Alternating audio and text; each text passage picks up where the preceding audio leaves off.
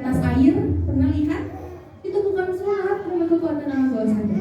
Termasuk kesurupan. Aku belajar, kesurupan itu nggak ada, alam bawah sadar kita yang bergerak. Dan alam bawah sadar itu bisa mengubah suara. Ada yang namanya gestalt terapi. Jadi misalnya Tete punya konflik sama anak, kita itu bisa menghadirkan ayah kita di sana. Jadi misalnya kalau aku tepuk tangan kanan, ayah hadir ya Teh. Suaranya misalnya nggak jadi seperti suara laki-laki. Ya itu berat. Kan kalau kita nggak dia kesurupan gitu, nggak. Kesurupan itu nggak ada, bohong nggak ada. Kesurupan itu urusannya adalah otak kita sedang berada di alam bawah sadar. Berhubungan dengan mental atau kelelahan visual. Pokoknya hal-hal yang kita rasa sangat. Oke, kenapa kan biasanya yang kesurupan itu orang yang lagi sedih banget ya, yang lagi bengong, yang lagi kemudian setelah rilis, insya Allah kita akan sampai pada titik ridho, memaafkan dan menjadi an-nafs al-mutmainnah. Next step, kita percepat ya sedikit lagi, waktunya habis. Nah, Tete ketika sudah merasakan ada luka yang belum selesai dan ternyata dengan luka itu Tete juga menorehkan luka yang banyak untuk anak-anak kita. Seringkali kita terlalu menyalahkan diri sendiri bahkan sampai membenci diri sendiri.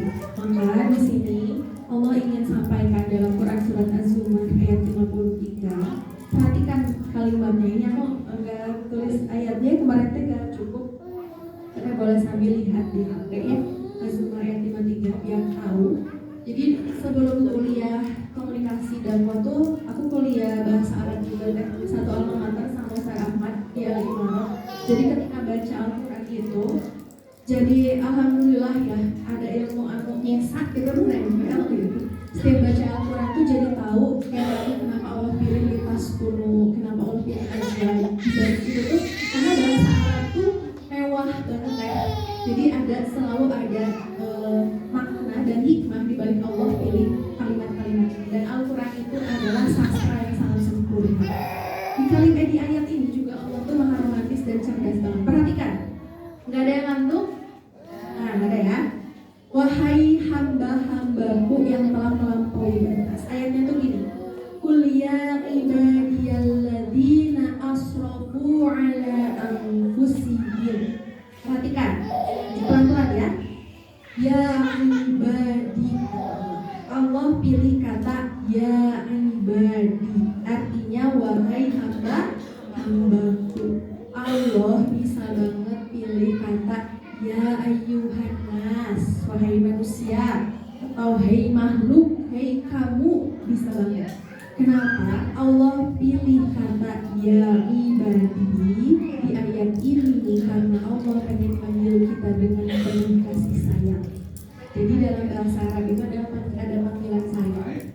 Kalau aku itu panggilan biasa, abi ayahku, tapi kalau panggilan sayangnya abadi.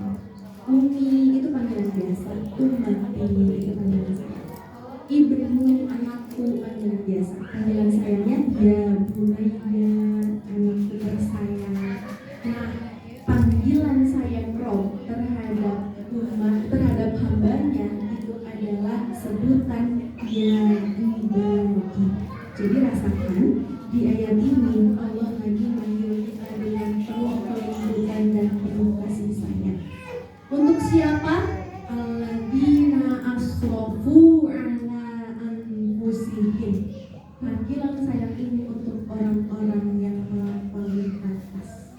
Allah pilih kata asrafu, padahal asrafu di sini Allah tujukan untuk orang-orang yang sering berbuat dosa, berbuat maksiat. Tapi Allah nggak bilang, hei kamu yang suka berbuat dosa, hei kamu yang pernah zina, hei kamu yang pernah mencuri, hei kamu yang suka marah-marahin anak. Bukan.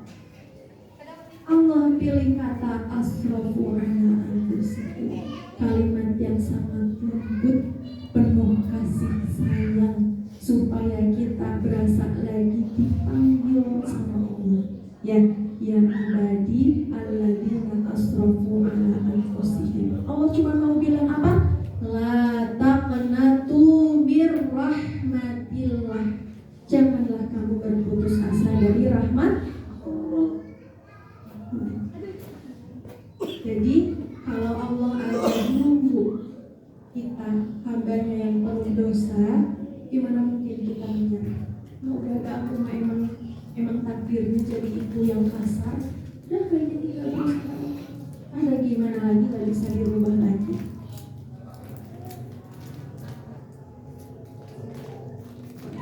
10 menit lagi celaka gitu. Nah, jadi ketika Allah saja selalu memeluk hambanya dan menunggu kita pulang kepada Allah, bagaimana mungkin kita menyerah terhadap diri sendiri? Jadi jangan menyerah. Teteh pasti bisa memperbaiki semuanya, berusaha menjadi ibu yang lebih baik setiap harinya. Jangan dulu menjudge aku ibu yang jahat, ibu yang kasar, aku gak seperti dia, anakku gak beruntung punya ibu seperti aku. Karena Allah aja ya berlomba teh. Karena kalau kita gak bisa berlomba dengan orang soleh atas amal baiknya, berlomba dengan para pendosa atas taubatnya.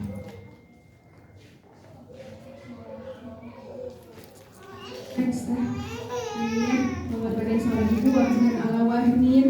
Seorang ibu itu melahirkan, menyusui, ya hamil. Manusia itu ketika melahirkan hanya dapat merasakan, manusia itu sebetulnya secara medis itu hanya bisa menahan rasa sakit sebesar 47 delta.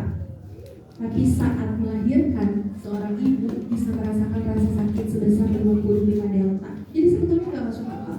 Seperti puluhan tulang patah secara bersama. Sakit nggak kan melahirkan?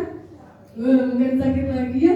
Mau itu sesar, mau itu lahiran normal, semuanya sakit dan punya juangnya masing-masing gitu.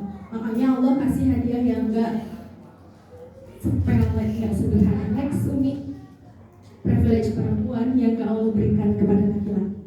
Perhatikan, idza sholatu mar'atu khamsaha wa shamat syahraha 2 wa hafizat farjaha 3 wa ata'at zawjaha 4 qila wa yadkhulul jannah min abwabil jannah syi'ti. Apabila ada seorang perempuan yang dia nggak sholat tahajud, dia bukan ahli sholat duha, asalkan dia sholat 5 waktu. 1. Apabila ada seorang perempuan, dia tidak ahli saum Senin Kamis, bukan ahli saum Daud, yang penting dia saum di bulan Ramadan. 2. 3. Yang penting dia menjaga kehormatannya. 4. Dia taat kepada suaminya. Ila, katakan kepada perempuan-perempuan itu, kabarkan kabar gembira, la yadkhulil jannah min abwabil jannah syi'ti. Masuklah kamu ke surga lewat pintu surga yang mana saja yang engkau suka. Jadi Allah berikan privilege bagi kita perempuan, hanya melaksanakan yang wajib aja. Allah janjikan pintu surga lewat pintu surga mana saja yang kita suka. Laki-laki kalau mau dikasih privilege ini harus jihad dulu. Tapi kita mah cukup melakukan yang wajib. Karena apa? Karena Allah tahu bahwa menjadi perempuan, menjadi seorang ibu itu adalah wahnan ala wahnin, penderitaan demi penderitaan, kesulitan demi kesulitan yang tidak mudah, yang gak bisa digantikan oleh laki-laki, gak bisa dibandingin ke laki-laki. Ya. Next slide. Terakhir, ini slide terakhir. Ini adalah ayat yang indah. Teteh capek gak jadi ibu? Capek gak teh? Baru juga dibilangin tadi harus jujur. Capek gak teh? Capek aja, capek banget. Jadi istri capek gak? Capek aja, capek banget. Jadi anak capek gak? Kenapa coba ngerasain capek itu? Karena kita hidup di dunia. Dunia itu memang tempatnya mujahadah, tempat kita ikhtiar. Ya, kita jangankan jadi ibu, jangankan jadi istri, Allah takdirkan di dunia mah tidur juga capek, betul nggak? Duduk aja capek, teteh duduk hampir 2 jam, capek nggak? Pegel nggak? Terus disuruh berdiri 2 jam, ya udah tuh berdiri 2 jam, capek nggak? Ya, jalan kaki pulang ke rumah capek nggak? Ya udah tuh naik motor, capek nggak? Capek. Terus maunya gimana? Terus istirahatnya kapan? Aku buinan istirahatnya nanti. Ada satu surga yang akan Allah berikan khusus untuk hambanya yang sudah berlelah-lelah di dunia. Teteh kalau lagi penat nih jadi ibu, cuman sekadar diajak ke taman kabupaten sama suami, seneng nggak? Penatnya langsung hilang ya? Langsung lagi tangki bahagia. Diajakin ke taman Sulaiman, adalah lihat puncak, seneng nggak? Seneng ya? Nah, Allah itu tahu tabiat manusia itu kayak gitu, pengennya healing. Healingnya kemana? Ciwidey, Pangalengan, Ranca Buaya, cina ya. Allah tuh tahu tabiatnya manusia itu kalau udah capek pengennya healing ke tempat-tempat yang indah. Maka di surga itu ada 8, di akhirat itu ada 8 pintu surga. Ya, tertingginya itu kan ada surga Firdaus, ada Darussalam, ada Babu Ar-Rayyan. Yang Babu Ar-Rayyan ini adalah khusus untuk orang-orang ahli saum. Jadi nanti pintu-pintunya ini manggil malaikat-malaikat penjaga pintu ini. Ayo gimana Bapak ahli saum? Termasuk ada juga Babu Tahajud, Babu Taqwa dan sebagainya. Ada Jannatul Na'im, ya, Darussalam. Nah, tengah-tengahnya ada satu surga. Satu surga bernama Jannatul Adn. Apa teh namanya? Atau surga Aden. Surga apa teh? Ingat-ingat ya, nanti kan nyasar kalau nyari map di akhirat ya, di padang mahsyar surganya. Ya, ingat-ingat. Surga apa teh? Surga Aden ini Allah takdirkan untuk Allah persediakan, Allah siapkan untuk hamba-hamba Allah yang berlelah-lelah di dunia, salah satunya kita. Allah bilang gini, aku sampaikan dulu ayatnya ya. Perhatikan ya, setiap kalimat yang Allah berikan. Jannatu adnin, surga Aden, yadkhulunaha, akan dimasuki, wa man sholaha min abaihim wa azwajihim wa dzurriyyatihim. Akan ada satu surga yang nanti bisa dimasuki rombongan. Kalau teteh diperkenankan masuk surga, teteh bisa bawa pasangan, bisa bawa abaihim, itu bentuknya jamak, bukan hanya yang kandung, bukan hanya yang mertua. Mungkin guru yang udah teteh anggap seperti ayah sendiri, mungkin mama, mungkin uwa, mungkin kakek, itu bisa teteh ajak.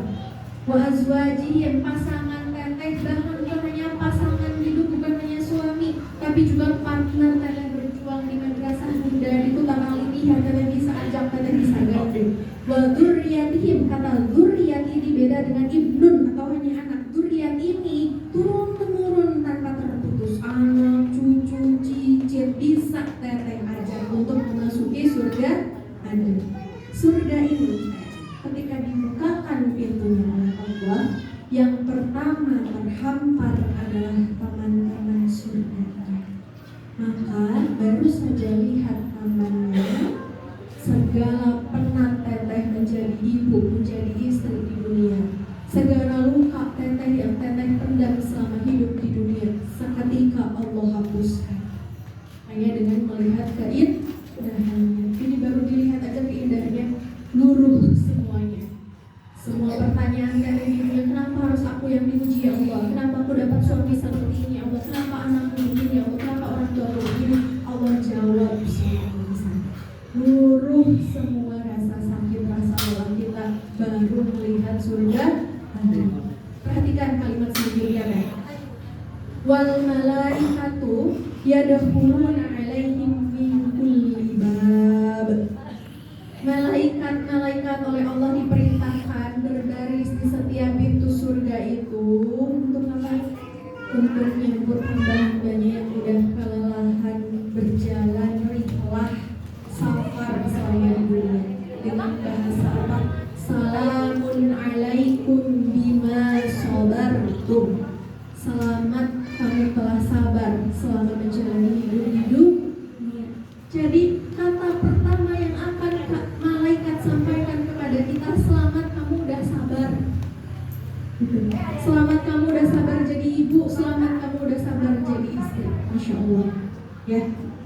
Dan kalimat terakhirnya, fani ama'u badar. Jadi kenikmatan itu menghapuskan semua rasa sakit, rasa lelah kita yang selama kita rasakan di dunia. Pertanyaannya, pengen kata masuk ke Jannatul Adn? surga seindah apapun rasanya, gak ada apa-apanya kalau kita nikmati sendirian ya. Pengennya kan bareng lagi sama suami ya, sama anak, sama orang-orang terdekat. Dan satu hari pun kalau anak-anak kita yang di luar masuk ke surga ada di sini, mereka akan bisa makan dengan kita. Masya Allah ya. Amin amin amin. Barangkali itu tadi yang bisa aku sampaikan. Terakhir mungkin Umi boleh sebelum ditutup ya. Kayaknya nggak tuh berani tanya jawab ya. Oh ada. Oh boleh. Teteh boleh karena kita nggak ada sesi mau ya teh karena keterbatasan waktu dan tempat juga. Ini nanti teteh lagi dia lah bawa sadar tiba-tiba anak-anak mana mau kerja nanti insya Allah ya.